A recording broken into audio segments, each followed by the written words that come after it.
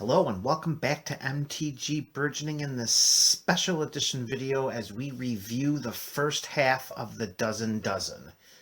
Hopefully you've seen the first 3 dozen videos as we open up the first 72 packs of this mass pack opening. If not, click on any of the links below and try to catch up.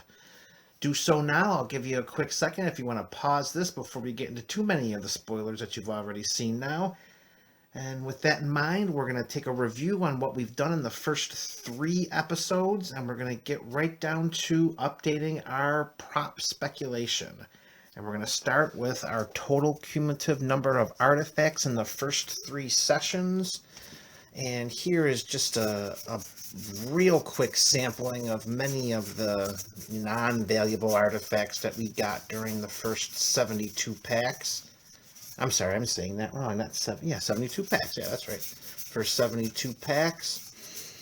And this is the majority of the artifacts. We'll see some more as we go through some of the other prop speculations, like our foils and our rares and our mythics. All in all, the first half of the Dozen during the first 3 episodes, we see a cumulative number of 97 total artifacts. 97 artifacts to begin the Dozen, and that's just about half on the prop speculation sheet. 199 less or 200 or more, so that's going right down the middle so far. Next, we're going to update the non-basics, and it would appear that the non-basics are not going to be as plentiful as we saw with the artifacts. At a 149 or less and 150 more, here's a healthy sampling of the non-basics that we saw in the first half of the Dozen, and we totaled 46 in the first 72 packs. 46 total non-basics in the first 72 packs of the Dozen. We're going to just move right down the list here. As you can see right here, 3 of the full art basic lands from Amonkhet, 2 plains and a mountain, which is already clinching our 3 or more of the Amonkhet full art basic lands. So if you selected that, winner, you know the rest. Okay. And let's move right to the total number of foils that we've accumulated in the first 3 sessions of this Dozen. And then the first one is our first and only foil rare, and that comes from Amonkhet, one of the aftermath cards of Mouth to Feed. And the foiling is fantastic on most of these cards. Very little foiling. I'm sorry, very little curling, I might add as well. So the 1 foil rare so far in the first 72. And in addition to that foil rare, we got these following foils. Yeah, look at that. It's going all the way back to Gatecrash. That just looks awesome.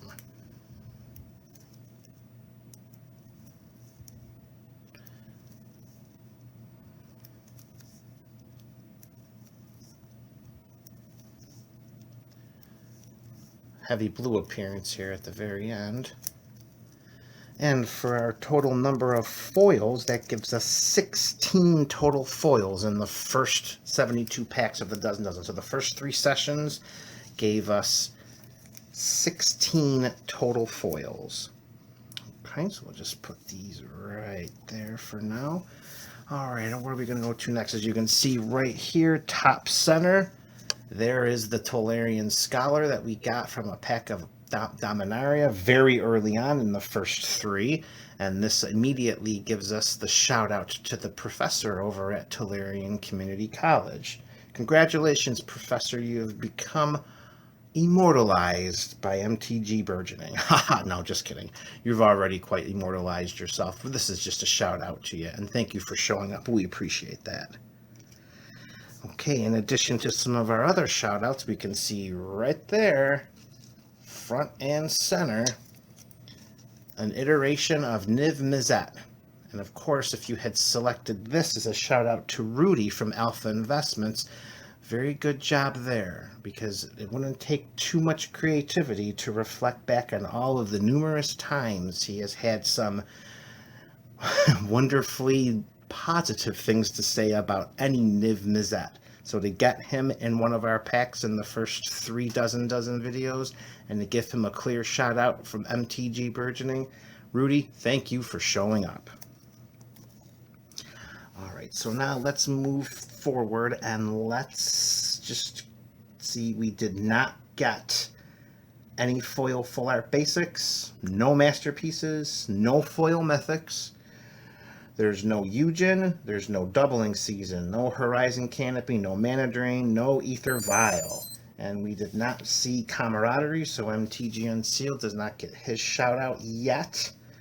And we are going to move from that point, and we're going to go right into the Ixalan creature cards. Okay, so here we are. We got our dinosaurs. We're going to count them off. 2, 3, 4, 5, 6, 7, 8, 9, 10 dinosaurs in the first 3 rounds. So that's 10 for the dinos. Merfolk. 1, 2, 3, 4, 5, 6, 7, 8, 9, 10. 10 for the merfolk here, but there is another merfolk that's going to show up later when we get to our rares and mythics. And finally, we got our pirates.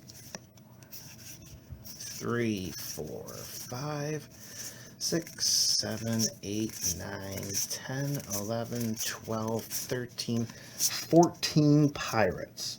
So we got 14 pirates, we got 11 merfolk, and 10 dinosaurs. So at this moment, the pirates are taking the Ixalan creature cards. All right, lastly, let's move into our rares and mythics of the set, of the first half of the dozen. And this was the first round. And these are the rares and mythics that did not hold the value that we were hoping to see of at least $2.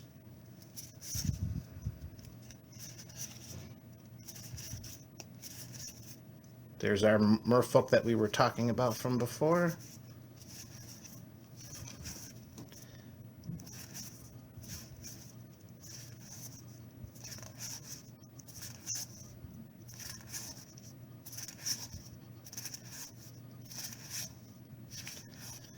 So unfortunately, this is the stack of mythics and rares that did not were not at least valued at $2 in video 1. And here are the rares and mythics from video 1 that did hold some value. And the first one we have here is Legion's Landing at about $6.98, somewhere around there. And then we move from there to Supreme Verdict, which is a little over $4. Vraska Unseen, you can go right to your prop speculation sheet and mark down this is our first, and unfortunately our only Planeswalker of the first 3 videos. And Vraska is going to be around $4 in value. Watery Grave, you can go right back to your sheet and mark down the first Shockland.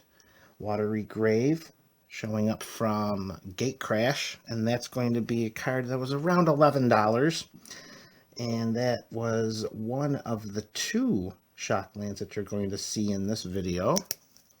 Spire Garden from Battle Bond, and that's going to be around $5. And Genesis Way, which is going to be about $3.90, $4, somewhere around there. And that was from the first video. Okay, now the rares and mythics from the second video that did not qualify for our $2 or more value.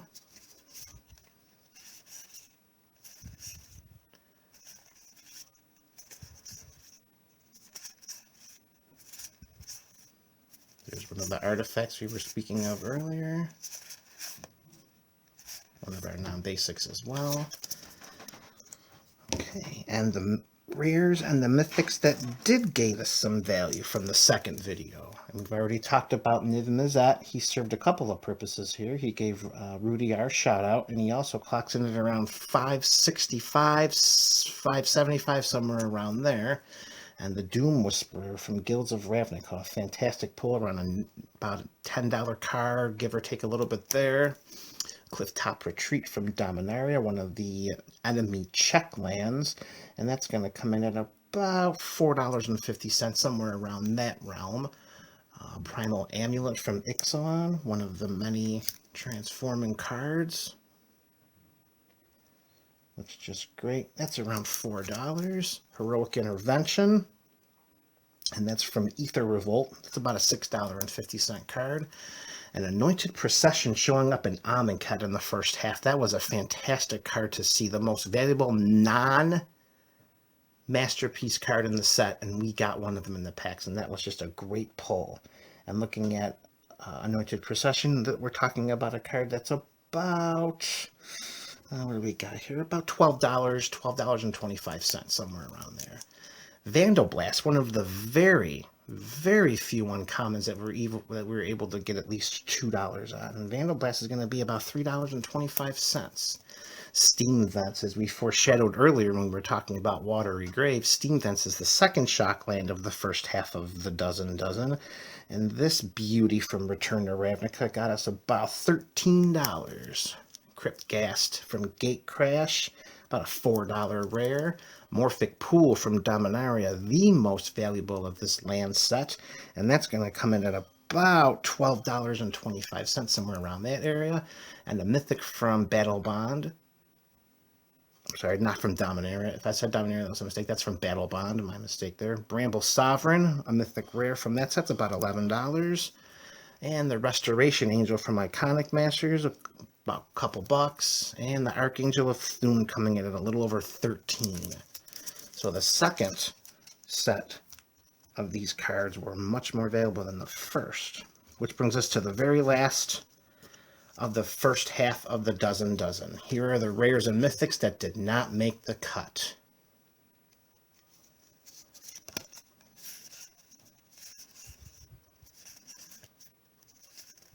Oh, 2 back-to-back, that's outrageous.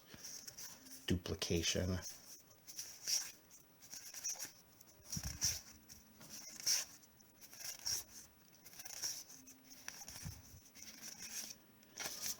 Okay, and here are the rares and mythics that did. Starting with the Dream Eater from Guilds of Ravnica. The Dream Eater is going to be a little over $2, but it did make the cut. Sun Petal Grove from Ixalan, and that's going to help us about $5, give or take a little bit there. Pithing Needle from Return to Ravnica. And again, one of the artifacts that we did not count in our artifact pile earlier. And the Pithing Needle is going to be about a little over $2. And Trostani, Selesnia's Voice, a mythic rare from Return to Ravnica, and that's going to be about $3.50, somewhere around there. Thespian Stage from Gatecrash, that's going to come in at a little under $3. The Graven Cairns from Iconic Masters, that helps in a little under $3.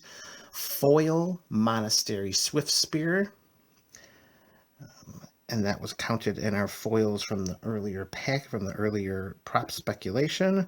And this foil uncommon of the Monastery Swiftspear is coming in at a little over $4.50. And a second Genesis Wave, a little under $4 there. And that is where we are right now. So to calculate the value of these cards that are at least $2 or more, right now we have a grand total of $164.07.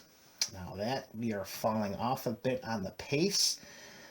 If we're looking to get at least $495, the initial investment, we are off by a good $100 or so by trying to stay at least halfway as we move forward.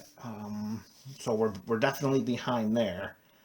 There are a couple of additional comments I want to make about some of the goings-ons in the first 3 videos here, and I want to take a moment to talk about who I think the set was that was the MVP of the first 3 rounds. And I definitely had to think about it a little bit, because although they did not produce the greatest amount of overall value in their cards, Return to Ravnica is my vote for MVP of the first half of the dozen. It came in with just over $30 worth of value on the cards from the first 3 videos.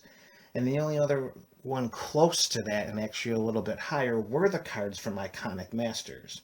The push for me goes to Return to Ravnica because this is a non-master set, and a set that is much ridiculed in the past. Not that Iconic Masters isn't, but when you're dealing with a master set versus a set so far in the past with all of the overprinting of the cards, I think that Return to Ravnica deserves to be the first half MVP of the dozen. Now, if we gotta talk about a GOAT, this one's gonna go out a little bit on the limb here. We imagined that we weren't going to get much from Fate Reforged. 0, in fact. Dragon's Maze, pretty much the same thing. 0. Those two sets brought 0 to this total. And the same thing with Kaladesh. Kaladesh got us nothing. And we knew going in that these 3 sets were either specific chase card, masterpiece, or nothing. And they gave us nothing. But my vote for the GOAT of the first half of the dozen is going to go to Dominaria. Dominaria checked in with just 1 card of value at $4.45, which was the Clifftop Retreat. And if we're looking at their performance in the first half, they are the lowest outside of the 3 sets that goose-egged. So hopefully when we get to the second set, we can see them improve a great deal and really show us if they can be one of these sets that we can count on to get some of the value back in our investments.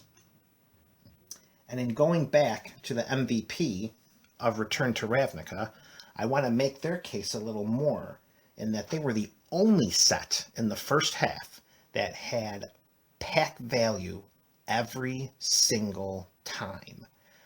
Every pack of the Return to Ravnica in the first 3 sets delivered some kind of value for us going forward. They were the only set to do that, and it definitely helped to push forward the tiebreaker with Iconic Masters.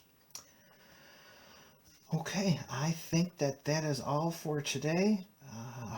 If there's anything else we're leaving out, you let me know in the comments. Of course, please leave us some comments. Give us some thumbs up, some thumbs down.